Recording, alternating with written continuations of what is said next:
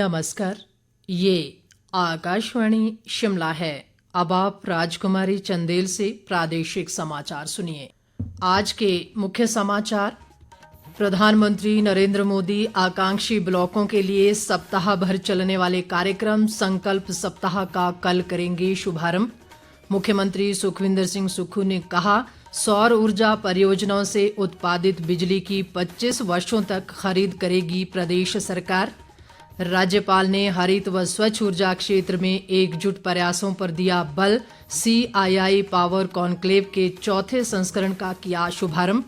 और शिक्षा मंत्री रोहित ठाकुर ने प्रदेश के गौरवशाली इतिहास को स्कूली पाठ्यक्रम में शामिल करने पर दिया बल। अब समाचार विस्तार से। प्रधानमंत्री नरेंद्र मोदी कल नई दिल्ली में देश के आकांक्षी ब्लॉकों के लिए सप्ताह भर चलने वाले विशेष कार्यक्रम की शुरुआत करेंगे। इस कार्यक्रम को संकल्प सप्ताह का नाम दिया गया है। ये आकांक्षी ब्लॉक कार्यक्रम के प्रभावशाली क्रियान्वयन से जुड़ा है, जिसका उद्देश्य नागरिकों के जीवन की गुणवत्ता बढ़ाने के लिए ब्लॉक स्तर पर शासन में सुधार करना है। संकल्प सप्ताह 3 से 9 अक्टूबर तक देश के 329 जिलों के 500 आकांक्षी ब्लॉकों में मनाया जाएगा।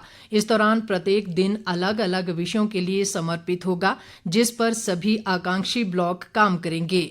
इस बीच प्रधानमंत्री ने कहा है कि राष्ट्र 1 अक्टूबर को प्रातः 10 बजे स्वच्छता पहल शुरू करेगा। उन्होंने सोशल मीडिया पोस्ट में कहा कि स्वच्छ भारत एक साझा जिम्मेदारी है और इसके लिए प्रत्येक व्यक्ति को प्रयास करना चाहिए। उन्होंने सभी से स्वच्छ भविष्य के लिए इस प्रयास में शामिल होने का आह्वान किया। राष्ट्रपति द्रौपदी मुर्मू ने महिला आरक्षण विधेयक को मंजूरी दे दी है। केंद्र सरकार ने नारी शक्ति वंदन अधिनियम के संबंध में एक गजट अधिसूचना जारी की है। राष्ट्रपति की मंजूरी के बाद अब ये विधेयक कानून बन गया है। मुख्यमंत्री सुखविंदर सिंह सुक्खू ने कहा है कि राज्य सरकार युवाओं को सौर ऊर्जा परियोजनाएं स्थापित करने के लिए विशेष प्रोत्साहन प्रदान कर रही है। उन्होंने कहा कि सरकार आगामी 25 वर्षों तक इन परियोजनाओं से उत्पन्न बिजली की खरीद करेगी, ताकि युवाओं के लिए एक स्थिर आय का स्रोत सुनिश्चित किया जा सके। मुख्यमंत्री ने कहा कि प्रदेश सरकार राज्य में सौर ऊर्जा उत्पादन को बढ़ावा देने के लिए प्रतिबद्ध है। इस पहल का उद्देश्य स्वच्छ ऊर्जा दोहन के साथ साथ प्रदेश के युवाओं के लिए स्वरोजगार के अवसर उपलब्ध करवाना है। सुखविंदर सिंह सुक्खू ने कहा कि राज्य सरकार द्वारा अपनी भूमि पर 250 किलोवाट से 2 मेगावाट तक की क्षमता की सौर ऊर्जा परियोजनाएं स्थापित करने के लिए 40% सब्सिडी प्रदान की जा रही है। मुख्यमंत्री ने कहा कि हिमाचल को मार्च 2026 तक हरित ऊर्जा राज्य बनाने का लक्ष्य निर्धारित किया गया है और इस लक्ष्य को हासिल करने के लिए सरकार अपने ऊर्जा स्रोतों में विविधता ला रही है। उन्होंने कहा कि प्रदेश सरकार ने वित्तीय वर्ष 2023-24 में 500 मेगावाट की संयुक्त क्षमता के साथ नई सौर ऊर्जा परियोजनाएं शुरू करने का महत्वाकांक्षी लक्ष्य निर्धारित किया है। इस पहल से हिमाचल देश में स्वच्छ ऊर्जा अपनाने वाला अग्रणी राज्य बन गया है। केंद्रीय सूचना व प्रसारण मंत्री अनुराग सिंह ठाकुर कल 30 सितंबर से हिमाचल प्रदेश के 2 दिवसीय दौरे पर रहेंगे।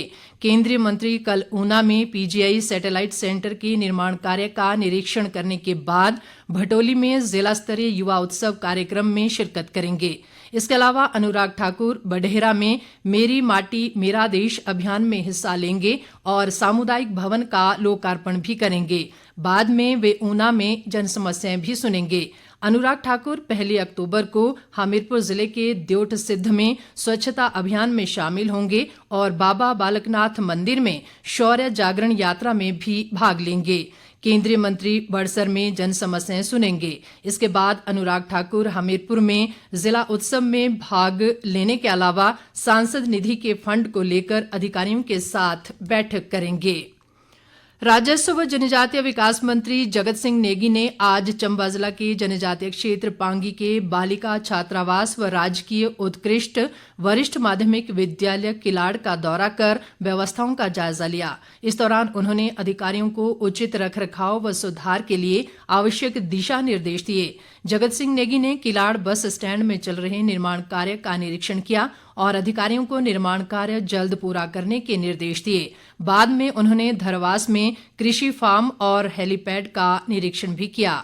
बागवानी मंत्री ने चुराह विधानसभा क्षेत्र के सत्यास में उच्च घनत्व सेब पौधरोपण क्लस्टर का निरीक्षण भी किया। केंद्रीय अंतर मंत्रालय दल ने आज सोलन जिले के दून और नालागढ़ विधानसभा क्षेत्रों में भारी वर्षा के कारण प्रभावित क्षेत्रों का निरीक्षण कर नुकसान का आकलन किया। केंद्रीय अंतर मंत्रालय दल ने दून विधानसभा क्षेत्र के बद्दी शहर के लक्कड़ डिपो पुल, ग्राम पंचायत बवासनी के गांव शील और सुनानी व नालागढ़ विधानसभा क्षेत्र के रामशहर धबोटा पुल, नालागढ़ रामशहर मार्ग और घनेरी गांव में भारी वर्षा के कारण हुए नुकसान का निरीक्षण किया। केंद्रीय जल आयोग के निदेशक पीयूष रंजन ने कहा कि केंद्र सरकार द्वारा हिमाचल में भारी वर्षा से हुए नुकसान का आकलन करने के लिए 2 टीमों का गठन किया गया है। उन्होंने कहा कि एक दल कांगड़ा, मंडी व बिलासपुर का दौरा कर रहा है और दूसरा दल सिरमौर और सोलन जिलों का दौरा कर रहा है। राज्यपाल शिव प्रताप शुक्ल ने आज शिमला में भारतीय उद्योग परिसंघ द्वारा making Himachal Pradesh the capital of green and clean energy विषय पर आयोजित CII पावर कॉन्क्लेव के 4थे संस्करण का शुभारंभ किया। इस अवसर पर राज्यपाल ने हिमाचल के सतत विकास व समृद्ध भविष्य के दृष्टिगत हरित और स्वच्छ ऊर्जा क्षेत्र में एकजुट प्रयासों का आह्वान किया। उन्होंने कहा कि हरित और स्वच्छ ऊर्जा केंद्र बनने की परिकल्पना को साकार करने के लक्ष्य में ग्रिड एकीकरण, तकनीकी प्रगति, वित्त पोषण और सामुदायिक जुड़ाव सहित कई चुनौतियां हैं। राज्यपाल ने कहा कि प्रदेश के प्राकृतिक संसाधनों का समुचित दोहन सुनिश्चित कर हरित व स्वच्छ ऊर्जा क्षेत्र में देश के समक्ष एक आदर्श प्रस्तुत करना चाहिए। शिव प्रताप शुक्ल ने कहा कि राज्य सरकार ने प्रदेश में हरित और स्वच्छ ऊर्जा को बढ़ावा देने के लिए कई अग्रणी कदम उठाए हैं। राज्य सरकार द्वारा नवीकरणीय ऊर्जा परियोजनाओं में निवेश आकर्षित करने के लिए प्रोत्साहन और सब्सिडी प्रदान करने के साथ ही अनुकूल नीतियां कार्यान्वित की जा रही हैं। राज्यपाल ने कहा कि हिमाचल को हरित व स्वच्छ ऊर्जा का प्रमुख केंद्र बनाने के लक्ष्य को हासिल करने के लिए आपसी सहयोग और साझा प्रयास आवश्यक हैं। शिक्षा मंत्री रोहित ठाकुर ने प्रदेश शिक्षा बोर्ड से संबद्ध स्कूलों के पाठ्यक्रम में हिमाचल प्रदेश के गौरवशाली इतिहास को शामिल करने पर बल दिया है। धर्मशाला में आज एक बैठक की अध्यक्षता करते हुए शिक्षा मंत्री ने कहा कि हमारे देश के साथ साथ प्रदेश का इतिहास भी बहुत गौरवशाली रहा है। रोहित ठाकुर ने कहा कि स्कूल शिक्षा बोर्ड के विशेषज्ञों की एक कमेटी बनाकर इन विषयों पर तथ्यपरक शोध कर इसे पाठ्यक्रम में शामिल किया जाए। शिक्षा मंत्री ने कहा कि ऐसी व्यवस्था की जानी चाहिए कि प्रदेश के गौरवशाली इतिहास की जानकारी केवल इतिहास विषय पढ़ने वाले बच्चों तक सीमित न रहे, बल्कि सभी बच्चों को इसकी जानकारी मिल सके। उन्होंने कहा कि बोर्ड की कार्यप्रणाली में दक्षता और पारदर्शिता लाने के लिए तकनीक का अधिक से अधिक उपयोग कर डिजिटाइजेशन पर जोर देना चाहिए।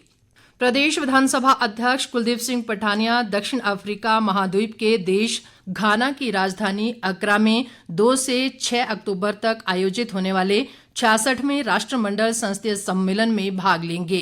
इस सम्मेलन में लोकसभा अध्यक्ष ओम बिरला सहित देश की सभी विधान परिषदों और विधानसभाओं के पीठासीन अधिकारी भी भाग लेंगे। राष्ट्रमंडल संसदीय सम्मेलन में भाग लेने के बाद कुलदीप सिंह पठानिया स्पेन और स्विट्जरलैंड की यात्रा पर भी रहेंगे।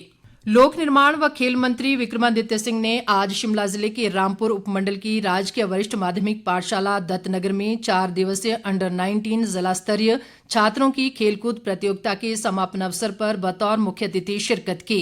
इस प्रतियोगिता में जिले के 15 जोन के 705 खिलाड़ियों ने भाग लिया। विक्रमादित्य सिंह ने दत्तनगर में HPMC द्वारा CE स्टोर स्थापित करने का आश्वासन दिया ताकि क्षेत्र में किसानों व बागवानों की आर्थिकी को बल मिल सके। भारतीय जनता पार्टी हमीरपुर मंडल के तत्वावधान में आज नेरी पंचायत में हरिजन बस्ती संपर्क अभियान का आयोजन किया गया। इस कार्यक्रम में APMC हमीरपुर के पूर्व अध्यक्ष अजय शर्मा बतौर मुख्य अतिथि मौजूद रहे। इस अवसर पर उन्होंने पार्टी कार्यकर्ताओं को प्रधानमंत्री नरेंद्र मोदी के नेतृत्व में केंद्र सरकार द्वारा चलाई जा रही विभिन्न जन कल्याणकारी योजनाओं की जानकारी दी। अजय शर्मा ने कहा कि प्रधानमंत्री विश्वकर्मा योजना का अधिक से अधिक लाभ गांव में कारीगरों व शिल्पकारों को उपलब्ध कराया जाना चाहिए। अजय शर्मा ने कहा कि केंद्रीय मंत्री व सांसद अनुराग ठाकुर द्वारा हमीरपुर संसदीय क्षेत्र में अपने स्तर पर विभिन्न योजनाएं चलाई जा रही हैं, जिनके तहत युवाओं और महिलाओं को प्रशिक्षण व रोजगार सहित क्षेत्र के लोगों को स्वास्थ्य सुविधाएं भी उपलब्ध करवाई जा रही हैं। अंत में मुख्य समाचार एक बार फिर। प्रधानमंत्री नरेंद्र मोदी आकांक्षी ब्लॉकों के लिए सप्ताह भर चलने वाले कार्यक्रम संकल्प सप्ताह का कल करेंगे शुभारंभ। मुख्यमंत्री सुखविंदर सिंह सुक्खू ने कहा, सौर ऊर्जा परियोजनाओं से उत्पादित बिजली की 25 वर्षों तक खरीद करेगी प्रदेश सरकार।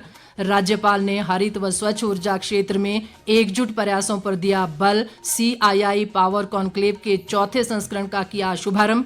और शिक्षा मंत्री रोहित ठाकुर ने प्रदेश के गौरवशाली इतिहास को स्कूली पाठ्यक्रम में शामिल करने पर दिया बल।